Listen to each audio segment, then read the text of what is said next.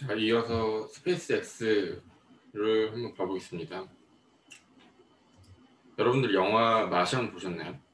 인간이 화성에 1년 정도 체류하는 영화인데, 일론 머스크가 2010년도 초반에 진짜 뜬금없이 나와서 2025년부터 화성에 인간들을 이주하겠다고 선언합니다.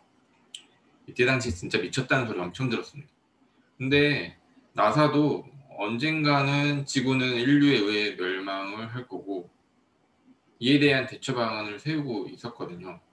화성이 뭐 그중 가장 좋은 대체안이었고 지구인들이 살 수 있도록 나무도 심고 대기의 질도 바꾸는 이런 걸 전문용어로 테라포밍이라고 하는데, 근데 이런 걸 계획을 하고 있었어요. 일론 머스크도 거기에 발맞춰서 언젠가 우주 산업이 지금보다 더 중요해질 거고, 그래서 스페이스 X를 만들어서 이런 전략을 수립하셨습니다. 그리고 애초에 그 우주에 대한 열망이 있었어요. 어릴 때부터. 그래서 이제 그 꿈을 그는 이뤄 나가고 있는데, 이제 로켓이라는 거는 지구에서 중력을 거슬리기 위해 로켓 추진체를 같이 이제 쏘아 올려요. 보통 로켓에서 이 왼쪽 그림에서 드래곤 모듈이라고 하는 부분, 이 윗부분이 이제 사람도 있고 전하고자 하는 물건도 있고 거기 있는데, 이거를 쏘아 올리기 위해서는 로켓 추진체가 필요합니다. 그래서 중간에 이제 대기권으로 올려보내지면은 추진체는 더 이상 필요 없게 돼서 분리해서 버려지게 되고, 어느 정도 또 올라가서 궤도에 안착하면은 2단 로켓 추진체도 분리가 돼서 버려집니다.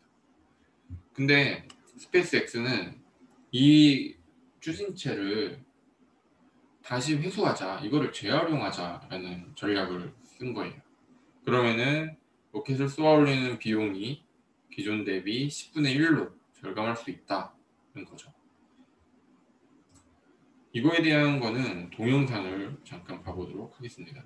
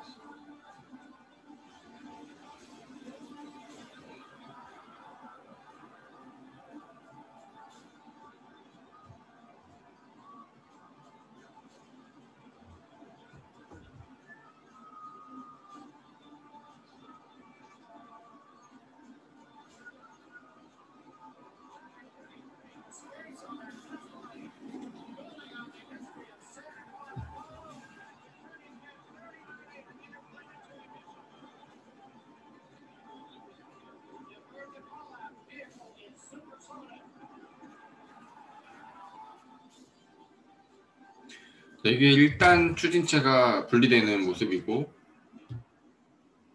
어느 정도 궤도에 안착을 해서 2단 추진체도 딱 벗겨지는 모습입니다. 일론 머스크는 이거를 약간 쇼맨십으로, 자서 그 테슬라 전기차를 이제 우주로 보내는 거를 이제 보여줬어요. 뭐 이 부분은 크게 무의미하니까 잠깐 스킵을 하고, 이제 아까 분리시킨 1단 추진체 이거를 다시 돌려보내는 겁니다.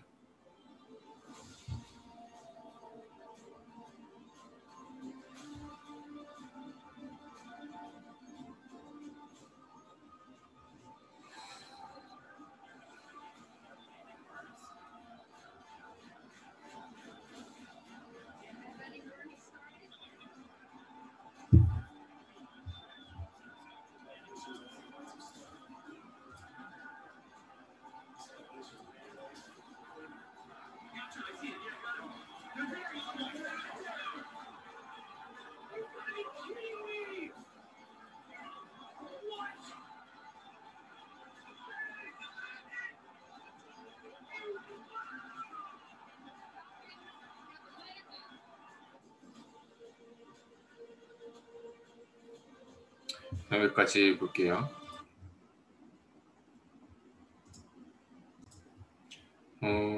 좀 멋있지 않나요? 유튜브에 그 앨런 머스크 펠컨 헤비 역대급 로켓의 발사 현장이라는 동영상이 있습니다. 비슷한 동영상이 진짜 많은데 뭐 진짜 10분 순삭이니까 한번 봐보세요. 그리고 지금은 펠컨 헤비보다 훨씬 많은 수의 사람을 수용할 수 있는 로켓을 테스트하고 있습니다. 크기를 비교해보면 뭐 이 정도다 볼 수 있고, 이제 당장은 스페이스 X는 아직 사업성이 없어요. 아직은 사람을 실현하려기에는 기술력이 이르니까. 그래서 이제 지금 뭐 하고 있냐면 전 세계가 인터넷이 연결되어 있죠. 인터넷은 광랜으로 해저에 이렇게 이어져 있습니다. 가끔 태평양 쪽에 쓰나미가 발생하면 이쪽 통신이 좀 장애가 돼요. 그리고 가끔, 아주 가끔 상어가 물어뜯어서도 인터넷 장애가 발생하기도 합니다. 그래서 스타링크라는 걸 만들었어요. 전 세계의 인터넷 보급률은 50에서 55% 정도밖에 안 됩니다. 특히 아프리카는 인터넷 발달이 되지 않았고 인터넷 도입을 위해서 뭐 통신망을 만들기에는 돈이 너무 많이 들어요. 그리고 스마트폰을 생각하면 뭐 비행기를 타면 통신이 안 되죠. 그리고 다른 나라에 가면 그 나라의 통신망을 써야 되고 그래서 로밍을 해야 되거나 아니면 새로운 유심칩을 사서 껴야 됩니다. 근데 이런 불편함을 해소할 수 있는 방법이 위성 통신을 사용하면 돼요. 위성은 우리 머리 위에 어디든 떠 있고 보통 뭐 차량용 내비게이션, GPS 이거는 이제 위성 통신을 통해서 할 수 있듯이 위성이랑 통신을 하면 언제 어디든 스마트폰이나 인터넷을 사용할 수 있습니다. 그래서 인터넷을 어디서든 사용할 수 있게 쏘아올린 게 스타링크. 정말 수많은 조그마한 위성들이고 요즘에는 이미 많이 쏘아올렸고 계속 쏘아올리고 있는 단계입니다.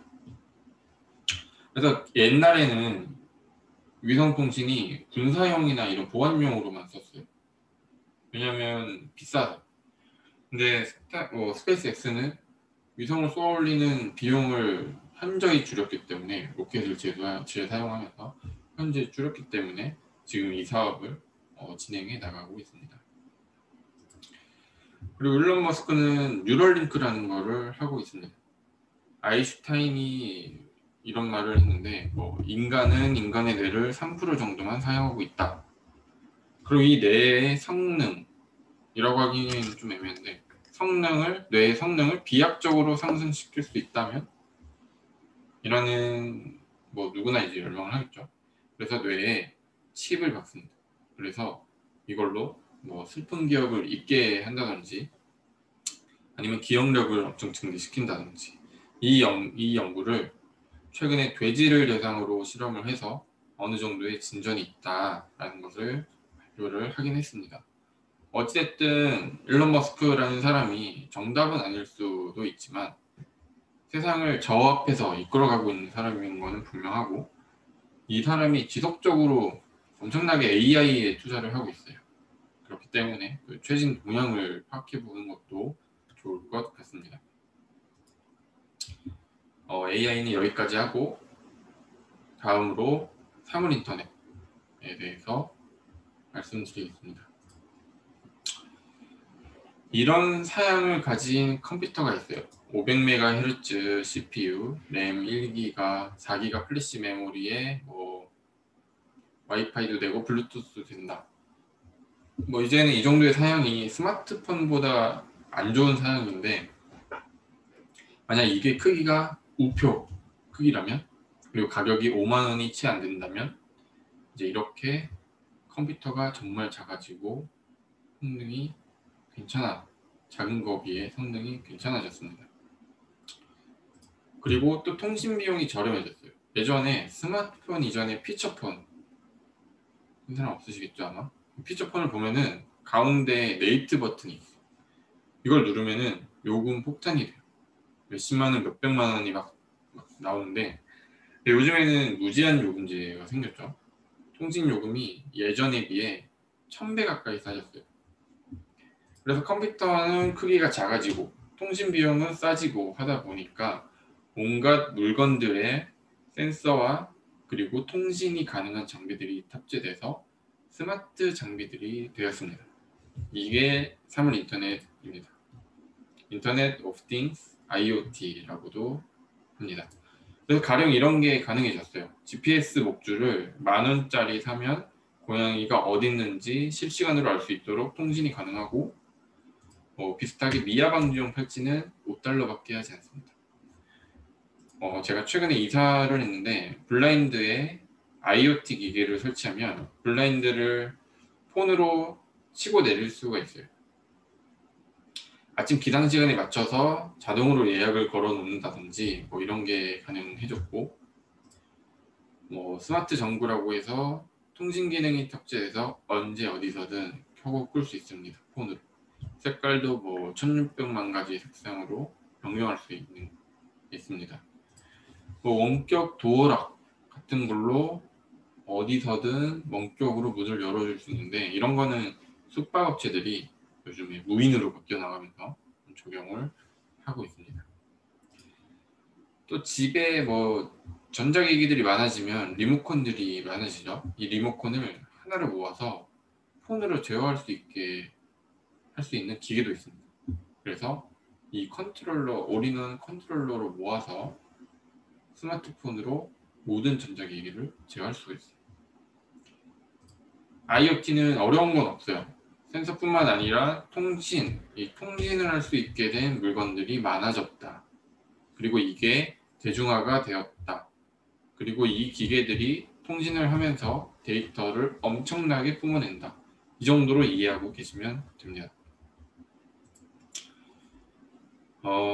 자, 그럼 IoT가 활성화될수록 데이터의 양은 엄청나게 증가해요. 그렇다면 이 데이터는 어디에 저장이 되고 있을까? 이게 바로 클라우드입니다. 자, 제가 처음에 빅데이터 쪽에서 이 얘기를 말씀드렸죠. 데이터 분석 중요해. 하고 싶어. 근데 어떻게 하지? 라는 고민을 하게 될 거예요.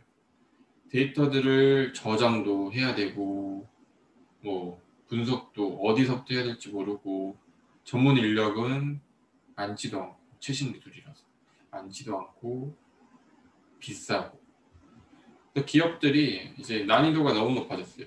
뭘 하고 싶은데 이게 중요하니까 해야 되는데, 필요성은 알겠는데 어떻게 하지? 라는 장벽에 부딪혔는데, 이거를 해결할 수 있는 게 클라우드입니다. 클라우드는 아마존이라는 회사가 아마존 웹 서비스, 그러니까 AWS라는 서비스를 만들어서 대중화시켰습니다. 아마존은 상거래 사이트죠. 우리나라의 11번가라든지 쿠팡 같은 곳인데, 기업들이 서비스들을 운영하려면 서버라는 게 필요해요. 서버라는 게 뭐냐면, 만약에 상거래 사이트, 아마존 사이트를 만약 고객 10,000명이 동시 접속을 하게 해야 된다면 서버가 필요해요. 서버 한 대에 고객 10,000명이 동시 접속할 수 있게 만들어주는 게 서버고, 서버는 24시간 계속 돌아가야 돼요. 이 컴퓨터가 계속 켜져 있다고 생각하시면 돼요. 그래야 이 컴퓨터로 고객들이 접속해서 할 일을 하고 나가는 그런 구조입니다. 그래서 서버는 24시간 계속 돌아가야 되는데, 아마존 같은 경우는 블랙 프라이데이나 사이버 먼데이, 크리스마스 이럴 때 고객들이 엄청 몰려요. 엄청 몰려서 이 고객들을 모두 수용하려면 서버를 많이 구축을 해놔야 돼요. 근데 이런 특별한 날 이외에는 서버를 이만큼 구비해서 다 이제 수용이 가능한데, 평범한 날에는 사람이 몰리지 않거든요.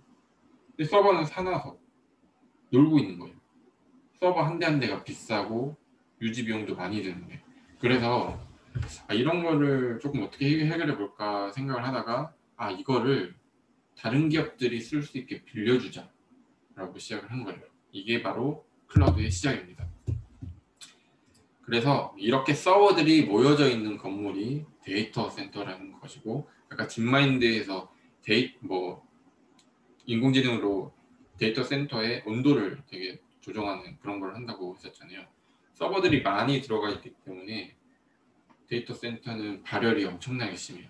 그래서 계속 365일 에어컨이나 이런 공조장치 이런 게 엄청 돌아가고 있어요. 해외 기업들은 막 북극권에다가 이런 데이터 센터를 짓는다든지 아니면 해저에다가 데이터 센터를 짓는다든지 이런 방식도 채택하고 있습니다. 우리나라 네이버도 춘천이 우리나라에서 거의 가장 추운 도시 중에 하나인데 거기에 소양강 댐이 있어요. 심층 냉수에 거기 물이 엄청 찬데 그거를 활용한 데이터 센터를 이제 춘천에 짓기도 했습니다. 아무튼 이런 데이터 센터에 서버들이 많이 들어가 있고 이 서버들의 일부를 기업에게 똑 떼서 빌려줍니다. 그래서 서버를 임대한 기업은 사용량에 따라서 우리 스마트폰 데이터 쓰듯이 사용량에 따라서 비용을 지불을 합니다. 그래서 기업이 서비스를 운영할 때 서버를 사야 된다고 했죠. 근데 단순히 서버를 사면 되는 것도 아니고 거기에 대한 통신망도 구축해야 되고 데이터를 저장할 하드, 스토리지라고 하는데 이런 것도 사야 되고 보안 이런 것도 신경 써야 되고 또 24시간 운영을 해야 되기 때문에 만약 장애가 발생했어요. 서버가 갑자기 꺼졌다. 이런 경우에 대응할 만한 전문 인력도 필요합니다. 아무튼 이렇게 서버를 운영하려면 운영 비용이 많이 들어요. 이거를 대신해 주는 게 아마존의 클라우드다라고 할 수 있습니다. 지금은 애플이 세계에서 가장 돈이 많은 기업, 시가총액 1위 기업인데 아마존이 잠시 시총 1위를 찍은 적이 있었어요. 이게 클라우드 하나로 도달한 실적인데 전 세계 이제 네로라는 상위권 기업들이 클라우드 서비스를 지원하는 기업들입니다. 보시면 세계 클라우드 시장 점유율을 보면 아마존이 현재는 시가총액 3위고 마이크로소프트가 시가총액 2위 기업, 그리고 알파벳, 구글이죠. 구글의 5회사 알파벳이 시가총액 6위, 그리고 알리바바도 있고 아무튼 시가총액이 굉장히 높은 전 세계의 네로라는 기업들이 클라우드를 지원하는 기업입니다. 그만큼 클라우드가 굉장히 좀 먹거리라고 할 수 있어요. 그래서 클라우드는 현재 아마존, 구글, 그리고 마이크로소프트 이렇게 3파전의 양상을 보이고 있습니다. 최근에 마이크로소프트는 윈도우 OS를 만들고 장비도 만들고 태블릿도 만드는 그런 업체였다가 클라우드 퍼스트를 외쳤어요. 우리는 클라우드가 가장 중요한 기업이다 라고 외쳐서 매출의 상당 부분이 클라우드화 됐습니다. 그리고 이 클라우드 매출 실적이 해마다 분기마다 엄청나게 상승을 하고 있어요.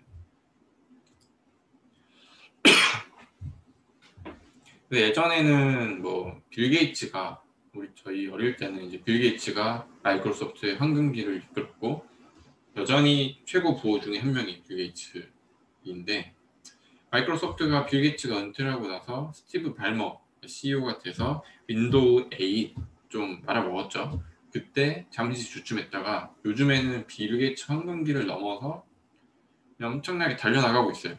이 달려가고 있는 원동력은 클라우드 서비스를 하고 있기 때문이고 클라우드 자체가 매출의 많은 부분을 차지하지 않아요. 아마존만 하더라도 아마존은 정말 여러 가지 사업을 하는데 그중 하나가 아까 말한 상거래 사이트가 절반 50% 이상을 차지하고 있습니다.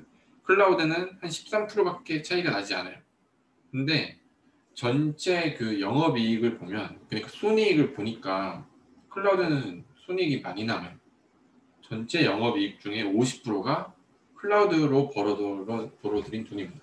그러니까 중요한 현금원인 거예요. 캐시카우가 클라우드다. 그래서 이게 중요하기 때문에 미국에서는 이제 국방부 펜타곤에서도 10년 동안 120조 규모의 클라우드 프로젝트를 누군가가 할까를 이제 사업을 냈어요. 그래서 여러 업체들이 경쟁을 하다가 구글은 입찰을 포기했고 구글은 원래 회사 자체가 약간 선한 사업들을 하자 이게 모토여서 국방부는 어떻게 보면은 지키는 쪽이기라고 하더라도 뭐 어찌됐든 살상을 일으킬 수도 있고 이런 역할을 하기 때문에 구글은 애초에 입찰을 포기했습니다. 그리고 IBM, 오라클도 입찰 과정에서 탈락을 했고 그러다가 마이크로소프트가 낙찰이 됐어요. 근데 아마존이 여전히 클라우드는 1위인데 이런 중요한 사업에 아마존이 아닌 마이크로소프트가 됐다. 이거는 문제가 있다 해서 소송을 걸었습니다. 이게 10년 동안 120조, 1년에 단순 환산하면 12조예요. 근데 12조가 당연히 어마어마한 돈이긴 하지만 얘네들의 회사에 비하면은 12조는 사실 큰 돈은 아닙니다. 큰 돈은 아닌데 이렇게까지 막 소송전, 막 진흙탕 싸움을 하는 이유는 클라우드가 굉장히 중요하기 때문이에요. 이 국방부 프로젝트를 하게 되면은 국방부를 마이크로소프트가 만약 하면은 그 다음에 CIA의 사업을 또 이제 하게 됩니다. 근데 국방부 프로젝트를 훌륭하게 수행을 해냈다. 그러면 마이크로소프트도 당연히 유리한 CIA 사업에서 유리한 입장에 있겠죠. 아무튼 이렇게 중요한 사업에서 엄청나게 진흙탕 싸움을 하고 있는 이유는 클라우드가 중요하다는 이제 방증이다라고 볼 수 있겠습니다. 그래서 너도 나도 여러 기업들이 클라우드 서비스를 오픈하고 무료로 어느 정도 조건부 오픈을 막 하고 있어요. 좀 됐지만 구글 드라이브, 드랍박스, 애플의 아이클라우드도 용량 제한이 조금 있지만 그래도 무료로 다 풀었고 그래서 클라우드가 좋은 건 운영이 어려워요. 모든 막 서비스를 뭐 하고 싶은데 그게 어렵습니다. 가령 인공지능을 여러분들이 뭐 하고 싶을 수 있잖아요. 근데 그러려면 개발을 배워야 돼요. 뭐 복잡한 개발을 순차적으로 수학도 배워야 되고 막 이런 거를 배워야 되는데 그래서 그 러닝 커브가 꽤 높아요. 진입 장벽이 꽤 높은데 하지만 이런 거를 그냥 클릭 몇 번으로 제공해 주는 걸 클라우드 형태로 제공해 주고 있습니다. 현재도. 그래서 인공지능을 하기 위해서 저 아래 밑바닥까지 공부하지 않아도 어느 정도는 할 수 있습니다. 보통 가령 나는 뭐 이 데이터를 가지고 텍스트 분석을 해보고 싶어. 아니면 이 데이터 가지고 수요 예측을 해보고 싶어. 이런 것들을 이제 할 수 있어요. 이런 거를 뭐 오토 ML, 오토 머신러닝이라고는 하는데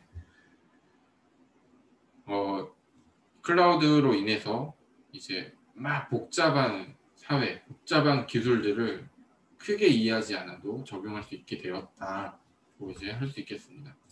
그래서 모든 회사들이 클라우드로 넘어가고 있어요.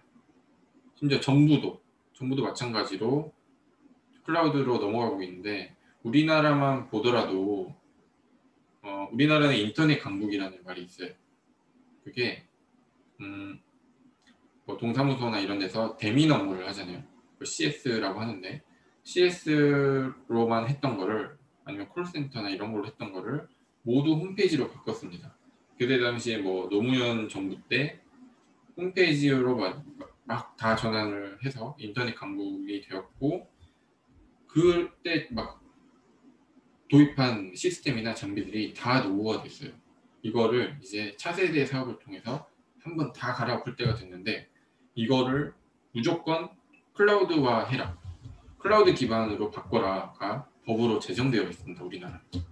그래서 모든 게 클라우드로 바뀐다. 정말 일부만 내버려 두고 클라우드로 바뀐다. 이게 추세다라고 생각하시면 될 것 같습니다. 보통 우리가 자료들을 뭐 파일이나 이런 것들을 하드에 보관하는 게 아니라 뭐 네이버 클라우드나 구글 드라이브 이런 거에 좀 보관을 해요. 일부. 근데 이런 것들이 점점 더 많아질 것이다. 궁극적으로 컴퓨터나 스마트폰 같은 단말기는 그냥 껍데기에 불과하게 될 거다. 이 내부 정보나 이런 데이터들은 모두 클라우드로 넘어갈 것이다. 이게 궁극의 예라고 적혀 있습니다. 휴대폰을 쓰다가 바다에 집어 던져요. 고장 나겠죠? 근데 새 폰을 사서 로그인만 하면은 예전 폰이랑 똑같아요. 왜냐면 데이터가 저기 클라우드에 저장되어 있으니까요. 전화번호나 이런 메시지들이 모두 저장이 되어 있어서 결국엔 똑같다. 이게 클라우드다. 라고 생각을 하면 될 것 같습니다. 자, 그럼 앞에서 4가지 기술들을 정리를 해보면 많은 IoT 장비들로 인해서 데이터 양이 엄청나게 많아졌다. 그래서 이러한 데이터들을 분석하기 위해서 데이터 분석과 그리고 머신러닝을 활용한다. 또 이러한 데이터들은 클라우드에 모여서 저장이 되어가고 있고 이러한 클라우드는 모든 기계들이 임시 저장소에 불과하게 만들 것이다 라는 거예요. 결국에는 이 기술들이 하나로 이어져 있어요. 모든 기술들이 이렇게 클라우드를 중심으로 이어져 가고 있습니다. 제가 초입부에 4차 산업혁명은 연결성이 극대화되는 산업환경의 급격한 변화라고 말씀을 드렸는데 예전에도 이러한 기술들은 있었어요. IoT, 단순하죠. 머신러닝, 컴퓨터의 역사랑 함께하는 기술이고 빅데이터, 데이터가 많아졌다요. 클라우드는 그래도 조금 최신 기반 기술이긴 하지만 예전에도 있었어요. 근데 이거를 하나로 정리하여서 연결성을 강조한 단어가 4차 산업혁명이라고 할 수 있을 것 같습니다. 그래서 아마 앞으로는 개인적인 주관이 될 수도 있지만 세상은 변화가 많다기보다 급격하게 이루어질 것 같아요. 아까 본 자율주행처럼 자율주행은 옛날부터 나왔어요. 80년대, 90년대부터 그 전에 공상과학에서도 나왔는데 상용화를 언제쯤 하겠지라고만 생각하다가 갑자기 엄청나게 완성도가 높은 차가 나타났어요. 그게 테슬라였고 이렇게 하루아침에 급격한 변화가 이루어지는 게 요즘에 좀 변화의 추세다라고 할 수 있겠습니다. 그래서 거기에 어떻게 우리는 대응을 해야 될지 이런 것들을 늘 고민하고 하는 게 필요하지 않을까라는 생각이 듭니다. 그래서 학문도 마찬가지.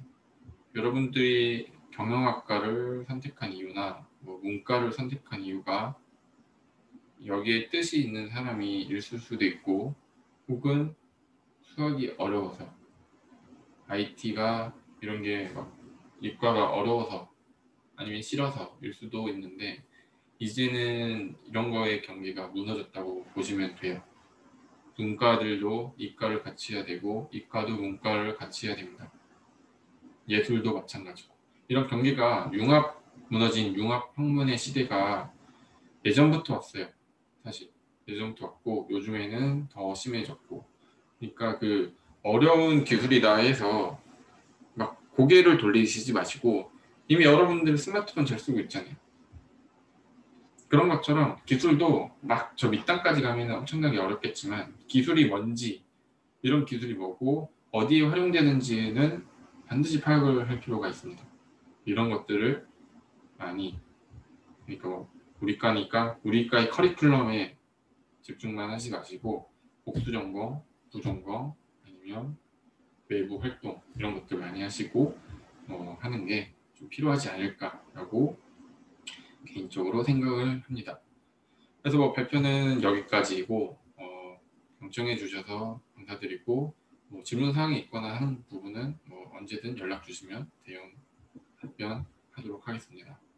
감사합니다.